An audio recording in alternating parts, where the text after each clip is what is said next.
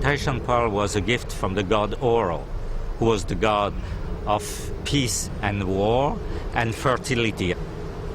He gave it to the princess of Bora Bora, who he was in love to. He said, I will gather all the colors of the fish and the corals in the sea. I will mix all those colors and give the pearl to the humanity.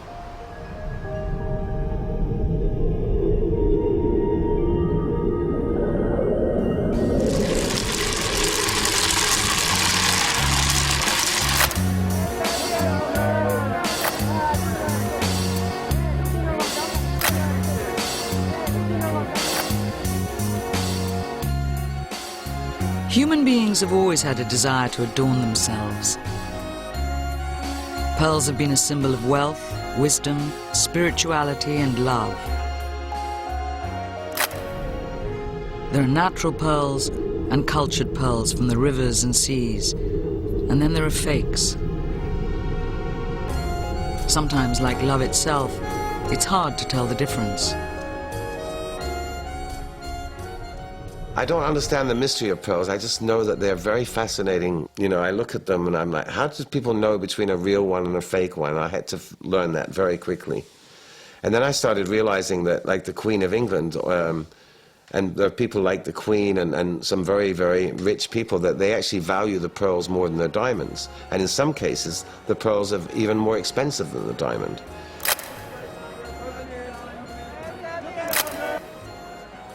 And then when you think about how a pearl is made, it's fascinating that it's actually naturally occurring and made by nature. It's beautiful and it could be worn. And imagine just from the sea something opening and seeing a beautiful pearl. Must have been mind-blowing when they started discovering all these treasures in the earth and the sea.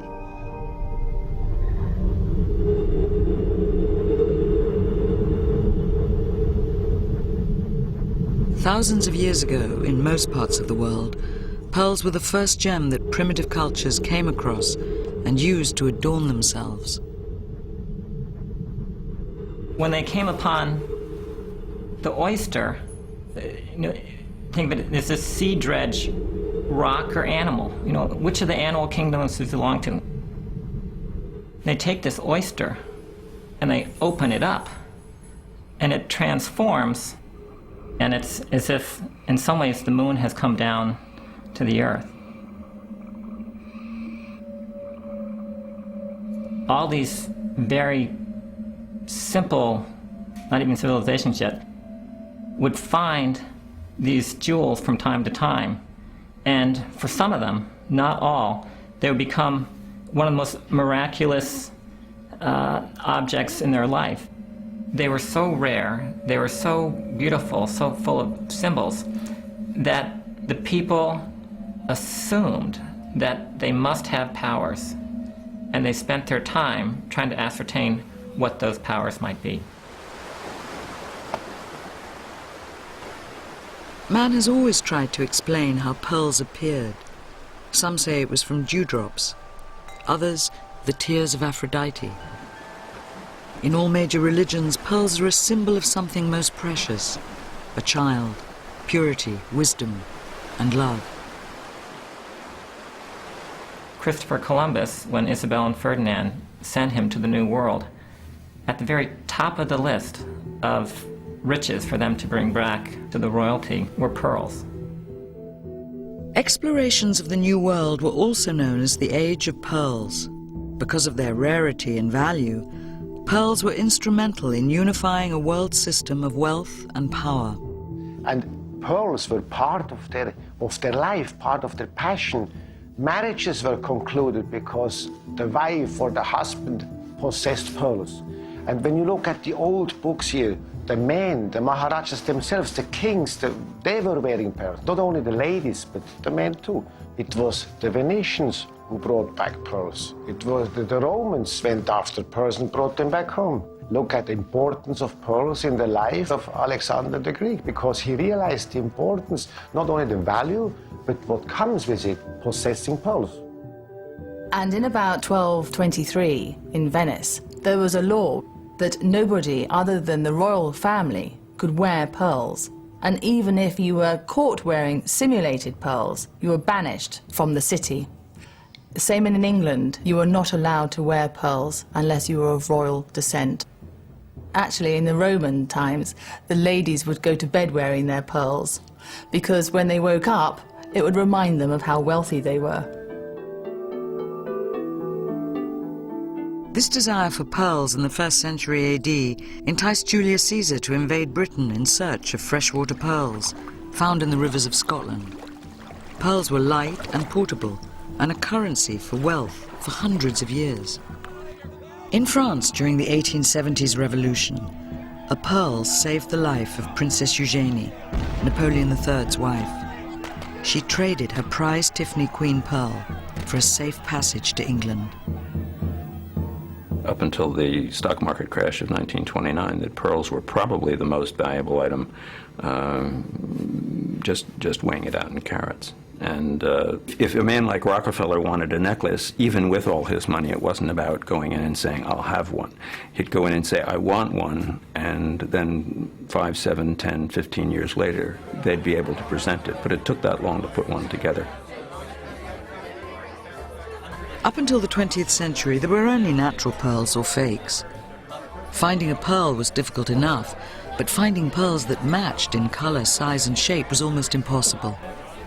Divers and pearl dealers would rarely, in a lifetime, be able to assemble one necklace of matching pearls. One day, a fisherman came to me and asked me to grade a natural pearl, a natural black pearl that he found in an oyster. So I look at it and I say, I cannot give you a price for that pearl. I cannot price that pearl because it's so rare, only an auction will give the real price. And it's sold for $200,000 US. I have seen only once happen. And it is said that to be able to find a natural pearl, you have to open 15,000 Tahitian pearl oysters. They work very well with the bubbles over time. With Cleopatra and how she would take her pearl earrings. Listen to the sound of these. One of the myths or possible true tales of history is the contest was challenged between Antony and Cleopatra, and the challenge was who could give the most elaborate and I suppose it was most expensive banquet. Cleopatra gave the dinner, and she had this amazing pearl that was famous as being one of the most valuable pearls, and she took it and crushed it into a drink and drank it. She was at the point of taking off her other pearl earring to drink that as well, where the judges leapt up and halted the competition because she certainly won. And an aphrodisiac was born. Cleopatra would not be the last to appreciate pearls' sexual powers beyond their monetary value. Now, the reason she had won is that the pearls were so highly valued and so coveted that it's said that that one pearl earring of hers was valued at 80,000 pounds of Roman gold. And in one account, one of the military generals named Vitalis, he took one pearl from the earring of his mother and it paid for an entire military campaign. Fact is, you couldn't have a big pearl necklace unless you were incredibly wealthy. And what they used to do is do one at a time. They called it add a pearl. And you'd start giving a girl a pearl necklace when she was 5 or 6, and you'd just do one pearl each year, each birthday or whatever. And then when she was old enough, she'd have a pearl necklace. But these little tiny pearls. Not something that the girls we know want.